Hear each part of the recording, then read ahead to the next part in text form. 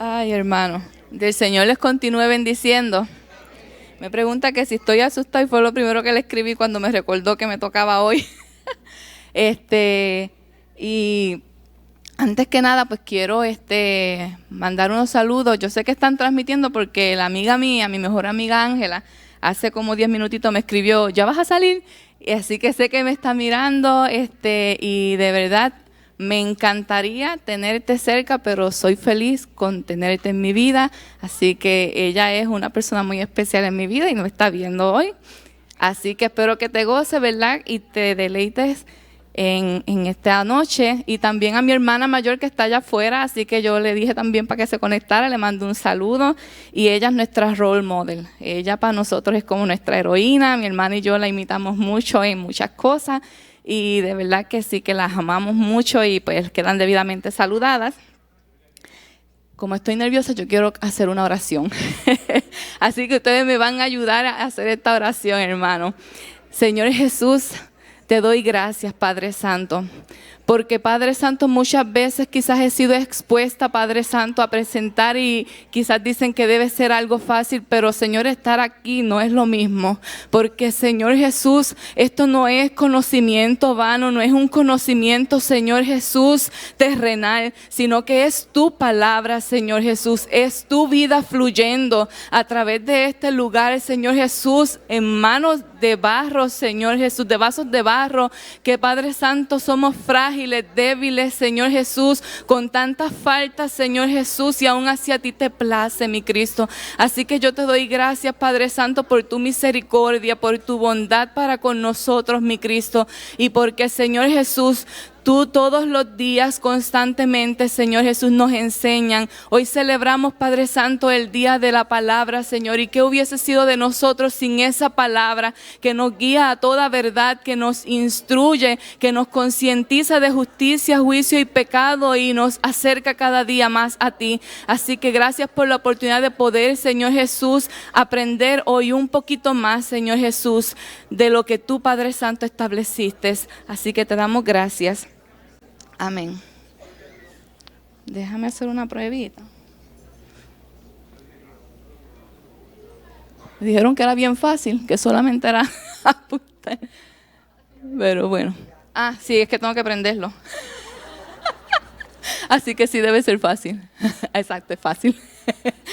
Amén. Hermano, los nervios. En esta noche, ¿verdad? El texto base que vamos a considerar se encuentra en Filipenses 3, 12 al 14. Así que, como diría un predicador que yo escucho mucho, abran o enciendan sus Biblias en Filipenses 3, 12 al 14. Que está ahí. Leemos. No que lo haya alcanzado ya, ni que ya sea perfecto, sino que prosigo por ver si logro hacer aquello por lo cual fui también asido por Cristo Jesús. Hermanos, yo mismo no pretendo haberlo alcanzado ya, pero una cosa hago, olvidando ciertamente lo que queda atrás y extendiéndome a lo que está delante. Prosigo a la meta, al premio del supremo llamamiento de Dios en Cristo Jesús. Esta carta dirigida, ¿verdad?, a los filipenses que la región de Filipos es considerada una carta primordialmente práctica. Y eso es porque en esta carta hay muy poco material histórico y poca instrucción teológica directa. Así que, ¿qué es algo práctico? Pues es todo aquello que una vez aprendido se puede realizar y llevar a cabo en la vida diaria. Así que esta carta, su mayor intención, ¿verdad?, es que pueda ser aplicable. El tema principal de esta carta a los filipenses está precisamente en esta lectura que nosotros hicimos. Y ese tema es la búsqueda de la semejanza a Cristo, que es el elemento más significativo de crecimiento espiritual. Hermano, una persona que va creciendo espiritualmente es aquella que sigue buscando esa semejanza a Cristo. Y de ahí es que sale el tema de esta enseñanza, que es el tema más largo, ¿verdad?, que que la carretera número 2, pero dice, en búsqueda de la semejanza a Cristo por medio de mejoras continuas. Y esta es la pasión de Pablo, porque él constantemente en su vida está buscando eso y él se pone a sí mismo de ejemplo de que tenemos que ser imitadores, que tenemos que nosotros buscar, ¿verdad?, parecernos más al Señor. Y no solamente en esta carta, que él mismo lo dijo, yo no pretendo haber alcanzado, pero prosigo, sino que en otras cartas también él constantemente puntualiza, ¿verdad?, ese aspecto de esa búsqueda.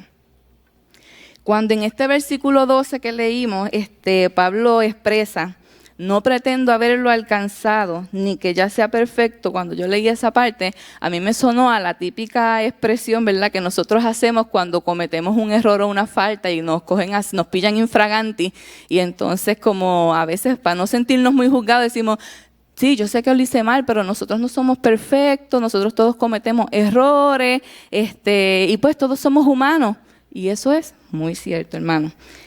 Esa es la realidad. Todos somos, ¿verdad?, humanos, todos cometemos errores, cometemos fallas. Pero esa no fue la intención por la que Pablo escribió esto, esa no era la razón principal.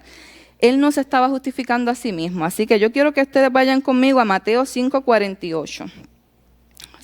Mateo 5:48, eso era Jesús hablándole, ¿verdad?, a todos los que le seguían. Ya él llevaba una serie de enseñanzas de diferentes cosas que él le decía a sus seguidores que debían hacer en comparaciones con la vida diaria.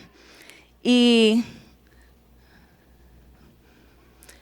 en Mateo 5:48 Jesús dice, sed pues vosotros perfectos como vuestro Padre que está en los cielos es perfecto. Y en este pasaje en particular, Jesús estaba fijando un estándar que es inalcanzable aquí en la tierra. Pero aunque Jesús sabe que es inalcanzable aquí en la tierra, Él no podía establecer nada menor, Él no podía rebajar su estándar, hermano, porque Él no podía comprometer su propia perfección.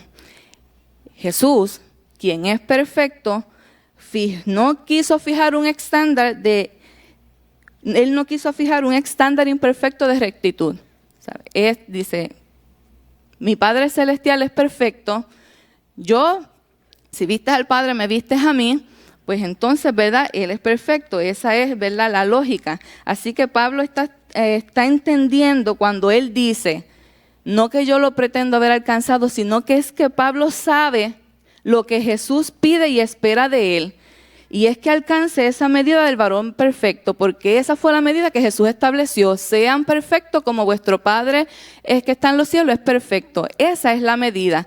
Pablo sabe que eso es lo que Jesús espera de él.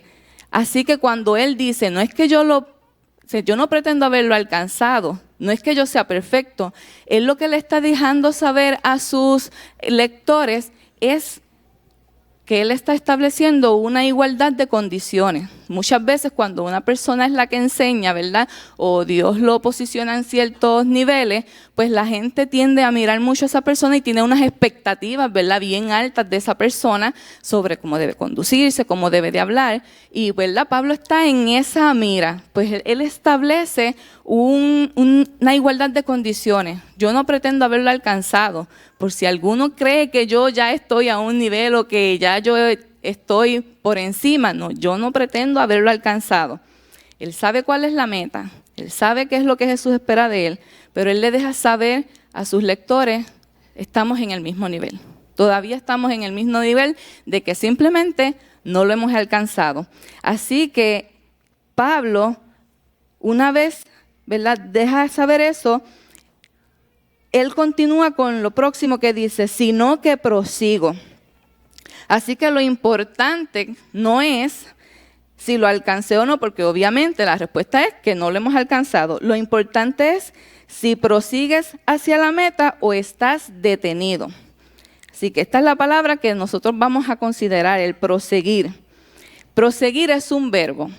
Y todo verbo, sabemos, ¿verdad?, de la clase de español, que implica una acción. Y el significado de proseguir es seguir o continuar algo o hacia algún objetivo.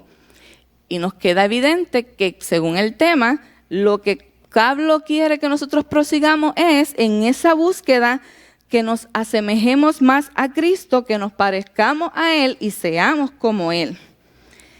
Y esto, yo lo pude atar un poco, ¿verdad?, a la industria de la manufactura, y no son las que manufacturan cafeteras o electrónicos, porque esas compañías normalmente manufacturan para que esas cosas se dañen rápido y la gente siga comprando, porque así es como ellos generan ingresos. Lo pude atar con estrategias que usan las industrias manufactureras bien grandes que hacen productos que pueden afectar la vida del ser humano, que la vida de nosotros puede depender de ellos o corren un riesgo. Por ejemplo, las farmacéuticas, las que hacen los dispositivos médicos, aeroespaciales, las automotrices, son empresas grandes que manejan cosas que son un riesgo para nosotros, para nuestra vida. Así que ellos no se pueden dar el lujo de producir cosas que, ¿verdad?, generen después unas demandas sustanciales, porque ya entonces no es negocio. Así que ellos tienen como parte de su cultura la búsqueda continua de esa perfección, y la perfección para ellos es eliminar todo defecto y error que pueda haber en mi producto final. Y una de las estrategias que ellos usan se conoce como 6 Sigma, ¿verdad? Y eso es de la estadística y representan desviaciones estándar. Yo no le voy a dar una clase de matemática, pero el concepto de 6 Sigma es que lo que busca es mejorar la calidad del producto, identificando y removiendo la causa de los errores y defectos en el producto. Ellos no buscan eliminar el error o el defecto, sino lo que lo causa. Porque si yo solamente me dedico al defecto, van a seguir saliendo los mismos errores y los mismos defectos, y ahí entonces yo tengo pérdida. Pues no, yo voy a erradicar la causa de ese efecto. Así que hay diferentes niveles de estos errores que ellos, como se empezó. Y empezaron con 2 sigma. Ese 2 sigma representa un 69% de exactitud. O sea que son 308,000 errores por millón. Totalmente inaceptable. Después entonces pues vamos al 3 sigma, porque tenemos que seguir mejorando ese % de exactitud de correcto. Pues llegamos a un 93.3%, en todas las bases eso es como que A, pero sigue siendo 66,800 errores por millón. Si yo traigo eso, ¿verdad?, en productos, si yo traigo eso en mi vida, 3 sigma en nuestro mundo real significaría lo siguiente: 5,000 cirugías erróneas cada semana. 200,000 prescripciones médicas incorrectas cada año, 964 cancelaciones de vuelo solo en los Estados Unidos por día. Así que la probabilidad de que a nosotros nos toque algo de eso es muy alta todavía, aún a un 93% de exactitud. Así que sigue siendo inaceptable. Entonces llegamos a 6 sigma, que es 99.99997% de exactitud, que es redondeado esos 100. Y uno dice, ya estamos, porque son solamente 3.4 errores por millón. Así que eso suena bien y aceptable. ¿Qué significaría comparando con lo que hablamos? En vez de 5,000 cirugías erróneas, las bajamos a menos de 2 cada semana. En vez de 200,000 prescripciones erróneas, solamente son 68 cada año. Y en vez de 964 cancelaciones, vamos a tener solamente una cada 3 semanas. Así que eso no suena mal, ¿verdad? Hasta que el vuelo que cancelan es el mío. Hasta que cuando me vaya a someter a una cirugía, yo puedo ser ese 1 o ese 2 de los casos. Y entonces, ahí es donde parece no importar, pero cuando me toca a mí, ya la cosa no es tan bonito, ese 99.99.7%. Así que lo que ellos establecen, hermano, es que para ellos esto no es un simple número. No es un simple, esto es la cantidad que quiero llegar. Ellos lo que hacen es que esto, ellos lo llevan como parte de su cultura, y lo que ellos quieren con esto es simplemente anhelar estar más cerca a ese 100% o a la perfección. Ellos están conscientes de que siempre va a haber un error y de que hay posibilidades de que ese error ocurra. Entonces ellos están constantemente empleando unas técnicas y herramientas que los ayuden a encaminarse a ese objetivo de seguir entonces mejorando y disminuyendo esa posibilidad. Y eso es lo que Pablo habla, que el fallar, el cometer errores, el no haberlo alcanzado es una posibilidad porque eso es parte de nuestra naturaleza, ¿verdad? Como seres humanos. Y en Santiago 3:2 lo dice bien clarito, y me gusta la Nueva Versión Internacional que dice, todos fallamos mucho. Si alguien nunca falla en lo que dice, es una persona perfecta, capaz de controlar todo su cuerpo. Así que quizás no haga nada, pero aún está con el hablar, ¿verdad? Así de sensitivos somos para fallar.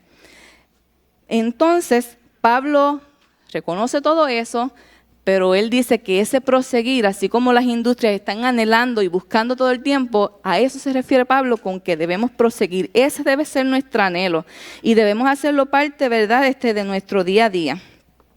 Así que, si nosotros volvemos al versículo 12 de Filipenses, él dice, sino que prosigo, por si logro asir aquello por lo cual fui también asido. Esa palabra asir significa convertir en posesión propia. Se refiere a que Cristo escogió a Pablo y lo hizo su posesión para cumplir el propósito último de conformarlo a su imagen gloriosa.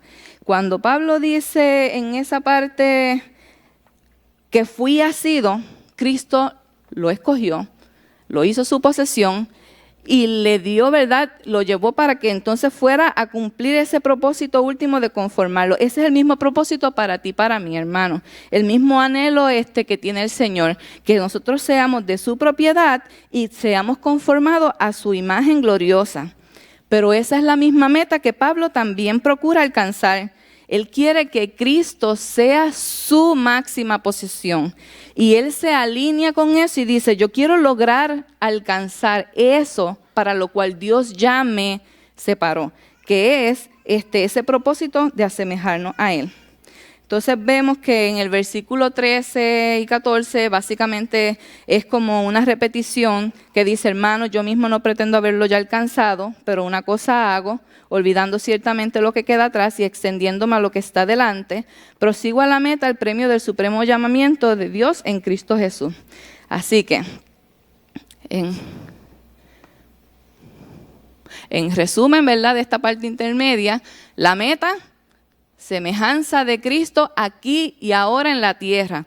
No es que para que lo alcancemos cuando llegamos al cielo, pero Pablo lo que está hablando de proseguir es que lo que tenemos que querer lograr mientras estemos aquí en la tierra. ¿Cuál es el estatus actual? Pues que no lo hemos alcanzado aún. La tarea del creyente, proseguir. ¿Cuál es el premio? Semejante a Cristo cuando ya esté allá en el cielo. ¿Cuál es el supremo llamamiento de Dios? Es ese momento en que Dios nos llame al cielo a su presencia y en donde vamos a recibir ese premio. Somos llamados a la presencia del Señor y automáticamente la semejanza de Cristo se vuelve nuestra imagen, ¿verdad? Y somos iguales a Él. Ok, déjame dar para atrás. Para atrás no da. Así.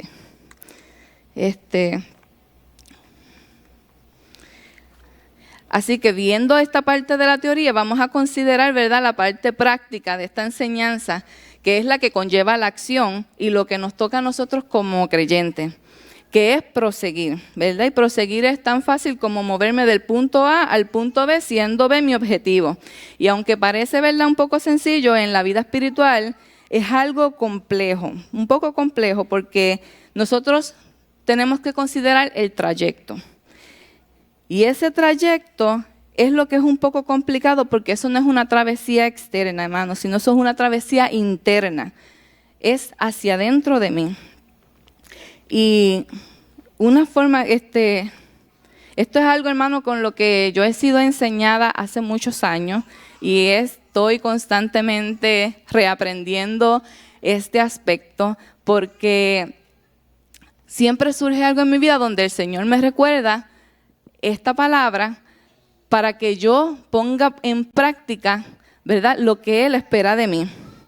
Y hace muchos años, hace un par de años, una vez yo iba pasando por un lugar y una persona pues me atasajó y empezó a decirme un montón de cosas, y entre las cosas me decía como que las cosas que no le gustaban de mí y que si tú esto, tú lo otro, y pues yo me quedé como que, pues bien, y empezó básicamente a vaciarse y a sacarme un montón de cosas como que consideraban mis defectos, quizás que le chocaban, y automáticamente en ese momento de mi vida pues yo me cuadré, me quedé callada, pero puse mi actitud de y escuché y escuché. Cuando terminó, lo único que dije fue: lamento mucho, ¿verdad?, que te sientas así con respecto a mí, pero la verdad es que yo no cambio por nadie.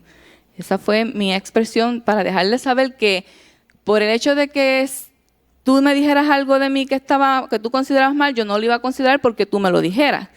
Y entonces, pero fue un momento bastante pesado y fue doloroso, pero en ningún momento le quise demostrar ni que me dolía ni que me importaba.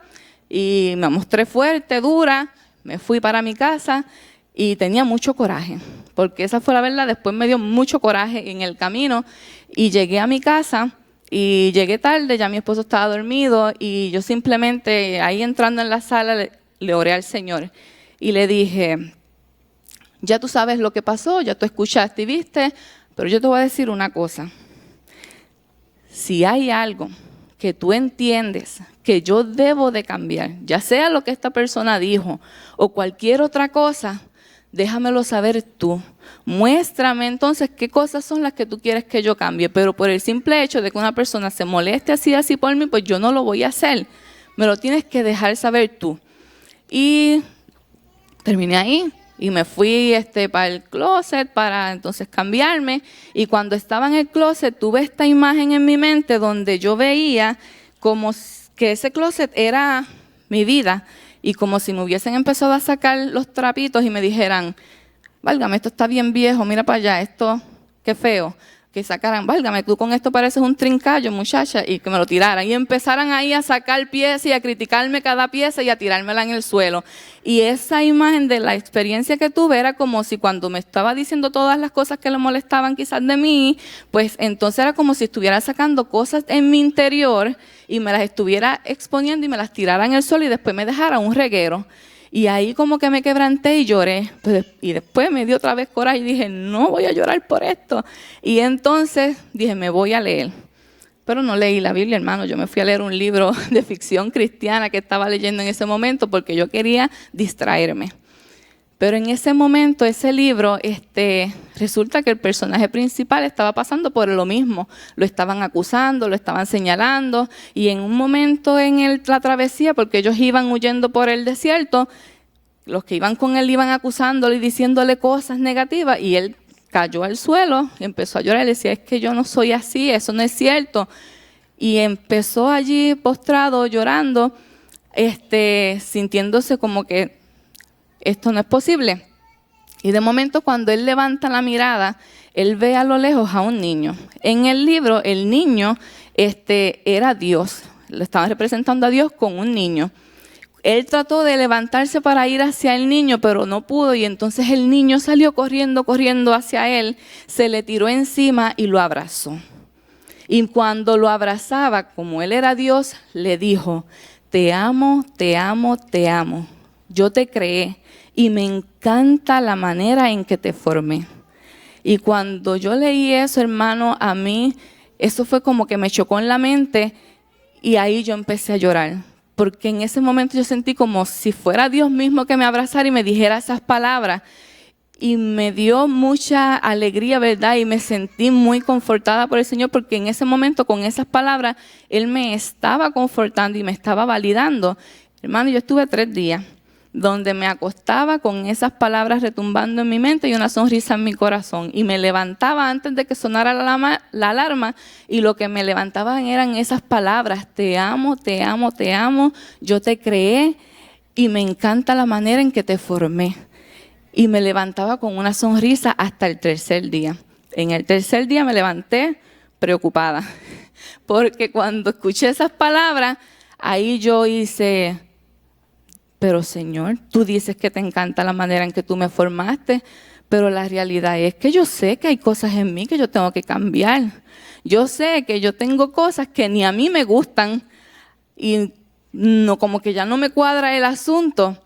Y ahí es donde entonces el Señor aprovecha esa oportunidad, porque ya yo estaba, ¿verdad?, dispuesta. Ya el Señor había marcado, ¿verdad?, había alineado el camino para entonces Él hacer el proceso que Él quería en mí. Y entonces en mi mente, ¿verdad?, no puedo decir que fue que Él me dijo, pero en mi mente se cruzó la palabra Kaizen, ¿verdad? Y para mí, Kaizen es una palabra conocida. Y yo quiero, ¿verdad?, presentarles a ustedes este término, que es un término también que se usa mucho en la industria, pero que es muy aplicable, ¿verdad?, a todas las áreas de la vida de las personas. Y cuando él me dijo esa palabra, Kaizen, yo supe lo que tenía que hacer. Y empecé a buscar más información, pero empecé también a hacer la diligencia que me correspondía a mí. El término Kaizen, ¿verdad?, ese es en japonés. Ese término Kaizen es en japonés, que si yo lo traduzco al español significa mejoras continuas. Y ese término lo implementó la Toyota en su empresa para posicionarse como la industria automotriz líder del mercado, y lo logró. Hoy día las empresas copian mucho a la empresa de la Toyota para cómo ellos ser mejores en su manufactura y en la forma en cómo ellos se conducen para posicionarse en las empresas de más prestigio. Y Kaizen es una serie de actividades que se emplean para mejorar de forma continua las funciones de una empresa en los diferentes niveles. O sea que ahí se va a mirar todo el mundo. Todo el mundo, tú vas a ver qué es lo que tú estás haciendo y tienes que mejorarlo. Y yo me vi obligada a aprender este término, obviamente, por el trabajo. Porque un día, hace muchos años atrás, le dijeron que nosotros tenemos que posicionarnos también y tenemos que buscar cómo seguir mejorando todo lo que hacemos. Dijeron, todo el mundo va a empezar a mirar lo que hace. Ahora no es que todos nos vamos a reunir y vamos a ver qué está pasando mal. No, ahora tú te vas a enfocar en lo tuyo. Y tú vas a mirar en lo que tú estás haciendo y tú vas a ver cómo lo puedes hacer mejor. Cómo lo puedes mejorar. Y al final del año, mínimo tienes para presentar 4 mejoras continuas, 4 mejoras que tú hayas hecho en tu área. Hermano, y eso se formó la crisis porque lo vimos como que eso era más trabajo y que siguen dándonos cosas. Pues la realidad es que cuando hablaron del asunto, yo veía que todo el mundo parecía conocer y yo era como que la que no entendía qué era eso. Y dije, pues yo voy a buscar hacer un research porque no quiero verme como bruta, ¿verdad?, en el grupo. Y después, déjame averiguar qué es esto. Y me puse entonces, me metí en internet. Dije, voy a aprenderlo bien, de verdad. No porque necesito hacer los 4 kaizenes, sino porque la gente parece que sabe y yo no quiero quedarme atrás. Entonces, esto fue lo que encontré. Ok. ¿Se puede mover la próxima? Ahí está. ¿Verdad? Kaizen es mejoras continuas y en japonés se escribe de esa manera. Es una palabra compuesta de 2 palabras, que la primera es kai, como ven ahí, que significa cambio, y la segunda es zen, que significa bueno. Y juntas lo que significan es un cambio para bien y un cambio para mejorar. Pero entonces, según él explicaba, él dice, vamos a considerar los diferentes símbolos de forma individual. El primer símbolo, que es una S como al revés, en inglés es self, o sea, yo mismo. Ese es el primer símbolo, yo. El segundo término, el segundo símbolo que está aquí es la representación de latigazo. Y lo que está representando es un hombre dándose de latigazos en la espalda. Por lo tanto, yo mismo dándome de latigazos, para ellos representa cambio. El tercer término, que es zen, que significa bueno, son 2 símbolos sobrepuestos, uno encima del otro. Se divide en 2. La parte de abajo es un altar. La parte de arriba representa oveja. La oveja sobre el altar representa sacrificio. Y en ese momento yo lloré. Allí en el trabajo me tuve que salir, me fui al carro y allí lloré, seguí llorando. Porque cuando yo vi esto, hermano, a mí la obra salvadora de Jesucristo me quedó evidente. Porque Jesús se entregó a sí mismo y permitió que lo azotaran, que lo maltrataran, que fuera molido, para luego ser sacrificado, como dijo Isaías. Como cordero fue llevado al matadero, hermano, y todo lo hizo para provocar el mayor cambio de bien para el ser humano, que fue traer la salvación. El ser humano pecó. Dios lo puso en el huerto, le dio todo, pecó y quedó destituido, separado de Dios. Y no había forma para el hombre para salvarse a sí mismo por causa de ese pecado, porque requería un sacrificio perfecto. Y esos sacrificios de animales que ellos hacían no eran suficientes ni duraderos. Así que entonces Jesús emplea, ¿verdad?, toda esta evento donde Él se ofrece a sí mismo como ese sacrificio vivo, como dice en Hebreos 10:14, porque con una sola ofrenda hizo perfecto para siempre a los santificados. Hermano, y Él nos mostró a nosotros el mayor ejemplo de lo que es un cambio para bien. Esto es una representación de lo que conlleva un cambio. Para nosotros poder proseguir, asemejarnos al Señor, en ese proseguir tenemos que generar cambios en nosotros. Y ese cambio tiene que simplemente llevarnos a un paso más cerca a parecernos a Jesús. Así que, ¿verdad? Muchas veces que nos dicen que pues tienes que leer para ser mejor creyente, tienes que leer la Biblia, tienes que orar, y todas esas cosas son parte de las acciones que tenemos que hacer como creyentes, ¿verdad? Y porque nos estamos asemejando al Señor. Pero hay algo que a veces nosotros obviamos o simplemente no lo hacemos porque es algo doloroso. Y es esto, con la parte del self. Me tengo que considerar a mí misma. Y hay veces, ¿verdad? Cuando nosotros escuchamos prédicas, a veces nos viene a la mente, ¿verdad? Fulano, sutano. Y eso es rapidito. Empieza por ahí la mente a darnos personas como que eso le vendría bien. Sin embargo, lo que se establece con esta metodología y lo que Jesús hizo es que se consideró a sí mismo. Tenemos que vernos a nosotros, no al de al lado. Tengo que simplemente entender yo de qué soy capaz. Tengo que empezar a hacer la segunda parte, que esta de aquí, que es la más dolorosa, que es el darse latigazos, hermano. Y darse latigazos dentro de este proceso es cuando nosotros empezamos a mirar hacia adentro. Nosotros tenemos que empezar a hacer una introspección. Cuando estamos en una búsqueda, asemejarnos al Señor, cuando empiezo a considerarme a mí mismo, tengo que considerar varias cosas: mis debilidades, mis flaquezas, mis concupiscencias, el hecho de saber que yo sí soy capaz de ofender y lastimar y tantas otras cosas. Hermano, y eso es bien difícil porque nosotros muchas veces lo que hacemos es que nos justificamos.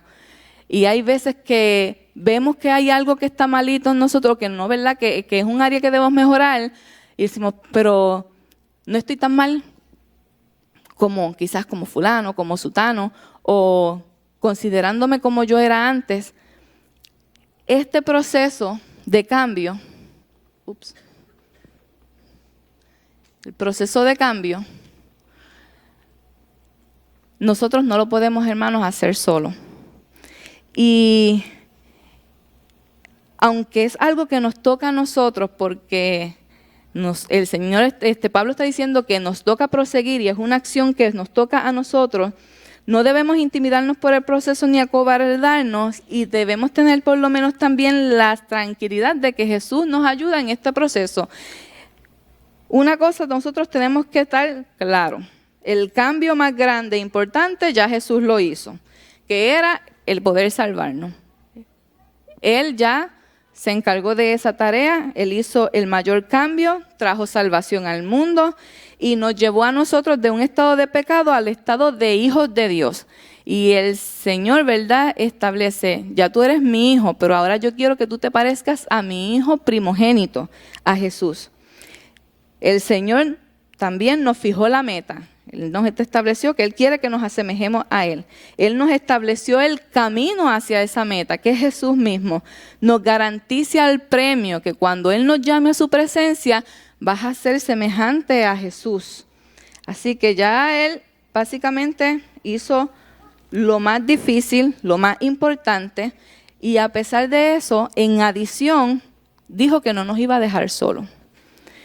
Cuando Jesús, ¿verdad?, después de resucitar, ascendió al cielo, Él dijo que Él enviaría un consolador. Y entonces llega el Espíritu Santo y nos acompaña y anima a proseguir en este caminar que es hacia la meta.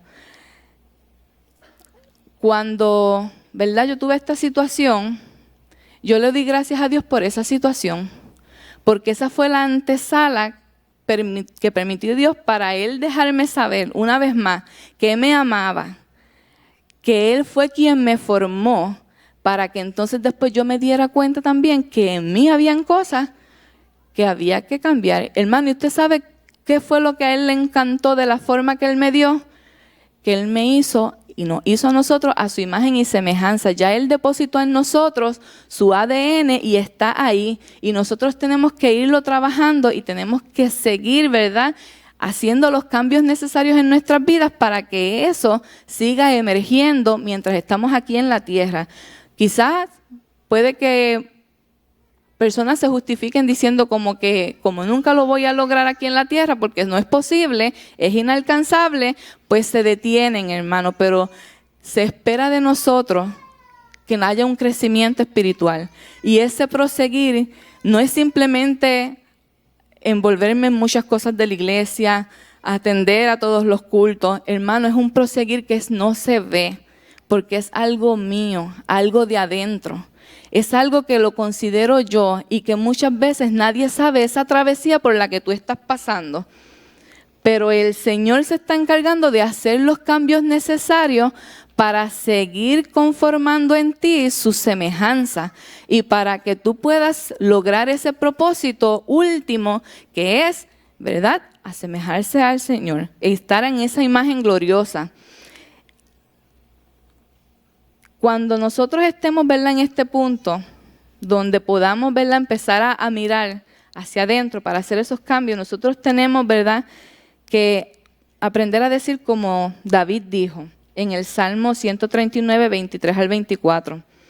En ese Salmo, antes de esos versículos, David está hablando de que el Señor lo conocía muy bien a él. Tú me conoces a mí porque tú fuiste el que me formaste. Tú me entretejiste en el vientre de mi madre y mi embrión vieron tus ojos. Y él está exaltando que más de lo que me conozco yo, me conoces tú porque tú me formaste. Y termina el Salmo diciendo, examíname, oh Dios, y conoce mi corazón. Pruébame y conoce mis pensamientos y ve si hay en mí camino de perversidad y guíame en el camino eterno. A pesar, ¿verdad?, de todas las imperfecciones de David, su corazón siempre era presto y dispuesto a agradar al Señor. Y él le pedía que y si le ayudara a hacer ese examen. Nosotros tenemos que tener un corazón presto, ¿verdad?, para que el Señor nos examine. Pero no se tienen que preocupar porque así como Él me preparó y me dio una antesala para que yo entonces estuviera ready a lo que Él me quería llevar, el Señor lo hace con cada uno de nosotros. Lo que tenemos es que estar dispuestos y proseguir. Procurar, ¿verdad?, que esos cambios se den. Que yo me pueda mirar a mí misma y verme hacia atrás, par de años, y ver que realmente en mí ha habido un cambio y un crecimiento. Y saber que en este punto me resta todavía un montón. Por lo tanto, esto no es algo que yo lo puntualizo como que logrado. Porque ese logrado lo voy a hacer cuando esté en la presencia del Señor.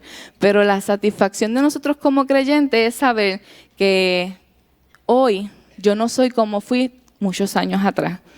Y yo hago esas miradas hacia atrás y a veces me sorprendo de lo mucho que me falta, pero también me sorprendo de las cositas que el Señor ha hecho en mí, hermano.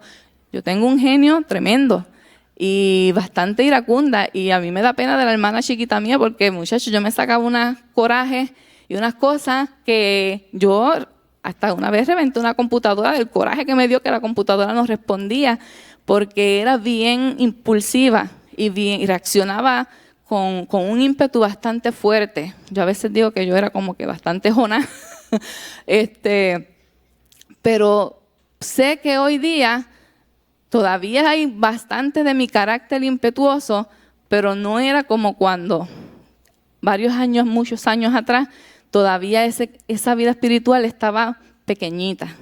Y en ese crecimiento de ver que la imagen del Señor y de que en lo que hemos sido enseñados lo hemos ido poniendo en práctica poco a poco, que se esté dando, hermano, eso es algo que nos toca a nosotros y nos toca, ¿verdad?, en este proseguir. Nosotros tenemos que disponernos, hermanos. Nos toca a nosotros. Muchas veces pensamos que, y he escuchado personas que comentan, si el Señor quiere que lo saque, que me lo quite. Si usted sabe que es algo que tiene que cambiar y que es algo que lo está deteniendo en ese crecer, accione, busque hacer ese cambio y pídale al Señor que lo examine, que le muestre, ¿verdad?, cómo usted entonces puede hacer lo correspondiente para poder acercarme a esa semejanza del Señor. Y muchas veces requiere sacrificio. Hermano, a mí me gusta viajar. Y yo no tengo el dinero del mundo porque la realidad es que me tengo que ganar el peso día a día como todo el mundo. Pero yo sé que como es algo que a mí me gusta y que yo disfruto, pues yo hago una economía y durante el año me restringo de cosas y me restringo de estar comprando que si mucha ropa, que prendas, que estar saliendo a comer, ¿verdad?, cada rato. A veces busco llevar la comida al trabajo para no invertir tanto y voy haciendo, ¿verdad?, el potecito, porque yo sé que para poder lograr eso que tanto anhelo, tengo que hacer unos sacrificios. Primero debemos anhelar la semejanza a Cristo. Y a veces, aunque no lo anhelemos, sabiendo que es lo que, ¿verdad?, nos conviene y es eso bueno para nosotros, nosotros tenemos que entonces hacer lo necesario, los cambios y los sacrificios que conllevan para alcanzarlo. Así que mi exhortación, ¿verdad?, para ustedes en esta noche es que prosigan, hermanos. Yo sé que en la medida en que poco o mucho todos nos estamos esforzando, pero usted tiene que ponerse en alineamiento con el Señor para que ese crecimiento siga, ¿verdad?, en crecimiento y que pueda, ¿verdad?, también reflejarse aquí y ahora como lo pide el Señor. Nosotros, como creyentes, tenemos la ventaja, ¿verdad?, y bueno, nosotros, el Señor, de que el Espíritu Santo nos guía a toda verdad, nos dirige. No tenemos que hacerlo solo. No hay que tener miedo al cambio, hermano, pero tenemos que proseguir. Porque la semejanza a Cristo es algo que debemos anhelar y debemos alcanzar. No sabemos cuándo, el llamamiento va a ser diferente para cada uno de nosotros, pero que podamos decir, ¿verdad?, lo logré y lo alcancé. Así que esta noche, ¿verdad?, llévese con ustedes la tarea de, en oración, pedirle al Señor que les diga cuáles son esas cosas que ustedes tienen que hacer para mejorar. Yo no voy a hacer ningún llamado, ¿verdad?, para los que saben que tienen cosas que cambiar y que saben que tienen que mejorar cosas en su vida, porque eso es algo que nos toca a todos nosotros, hermanos. Nosotros estamos todos en este proceso.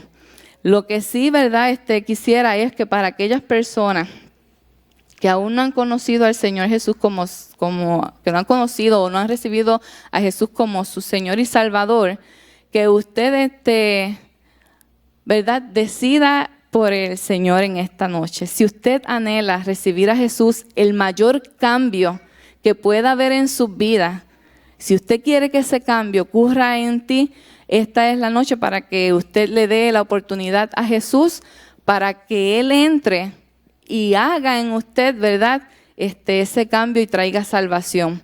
Y para todos los demás tenemos tarea, tenemos que proseguir. Recuérdense de esta palabra Kaizen, que implica que yo, para poder lograr un bien mayor y para obtener algo bueno, necesito hacer cambios y sacrificios en mi vida. Y qué mejor cosa que llegar, ¿verdad?, a la semejanza de nuestro Señor Jesucristo. Así que yo quiero hacer una oración por ustedes, ¿verdad?, y una oración por mí, porque cada vez que hay algo que tengo que cambiar en mí, el Señor pone una situación que saca algo que estaba en mí, que brotó y que dije, wow, yo soy capaz de esto, yo soy capaz de decir esto, yo soy capaz de actuar de esta manera. Y ahí es que dice, y eso lo tienes que cambiar. Y entonces tengo que empezar con esto nuevamente, prosiguiendo hacia esa meta y decir, Señor, necesito entonces manejarlo y guíame.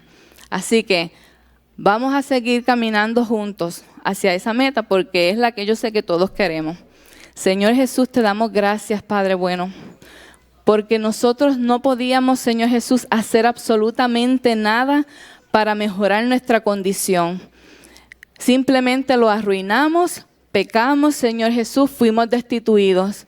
Pero tú, Jesús, que eres misericordioso, Señor, y amante, y que nos anhelas con todo tu corazón, decidiste, Señor Jesús, venir a la tierra, morir en la cruz del Calvario y generar el mayor cambio que puede experimentar el ser humano, simplemente para volver a poner nuevamente en comunión al hombre con su Padre, con Dios. Así que, Señor Jesús, ya que tú hiciste ese cambio más grande, yo te pido, Señor, que ahora nosotros en este caminar, tú nos ayudes, Señor, en todas las cosas, porque sabemos que nosotros todos fallamos y mucho, porque eso es evidente, mi Cristo, ante nosotros, ante los demás, mi Señor, pero nosotros tenemos la satisfacción y la ventaja de que contamos con tu ayuda y que tú nos ayudas en todas las cosas.